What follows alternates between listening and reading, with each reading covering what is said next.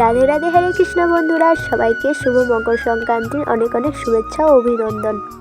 আজ ছিল ষষ্ঠ তিলা একাদশী, তো আমি একাদশী করেছিলাম আর ভাইপো ভাইঝি বোনেরা সবাই কিন্তু মকর দিতে যাবে বলে দেখো এখানে চাল ডাল সমস্ত কিছু দিচ্ছিল জেঠিমারে সবাই। প্রতি বছরই প্রায় আমি যাই মকর দিতে, কিন্তু এবছর আর সময় হয়ে ওঠেনি তেমন। আর এদিকে আমি বলছিলাম যে পয়সাগুলো ঠাকুরকে দিয়ে কি হবে, ঠাকুরের কাছে তো অনেক পয়সা আছে, আমাকে মঞ্জন পয়সাগুলো দে, আমার দরকার লাগবে। আমি তো জাস্ট ওদের সঙ্গে ইয়ার্কি করছিলাম, দেখছিলাম ওরা কি বলে। তো এরা কিন্তু এখন মকর দিতে যাবে বলে প্রস্তুত হয়ে গেছে, আর ওদের আমি সবাইকে তিলক সেবা করিয়ে দিয়েছিলাম। আমাদের গ্রামে তো অনেক জায়গাতেই মকর দেয়, কিন্তু সব জায়গা তো যাওয়া সম্ভব নয়। সবাই মিলে কত সুন্দর করে সেজে গুজে মকর আনতে যেতাম।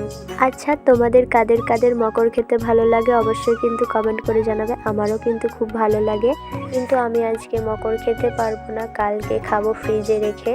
তো দেখো এখানে কিন্তু অনেক ধরনের মকর ছিল, একটা গুড়ের একটা চিনির, ওরা সবাই মিলে নিয়ে চলে এসেছিল আর আমি ভিডিও বানাচ্ছিলাম। তোমরাও কে কে মকর দিতে যাও অবশ্যই কমেন্ট করে জানাবে। আজকের ভিডিওটা এখানেই শেষ করছি, টাটা।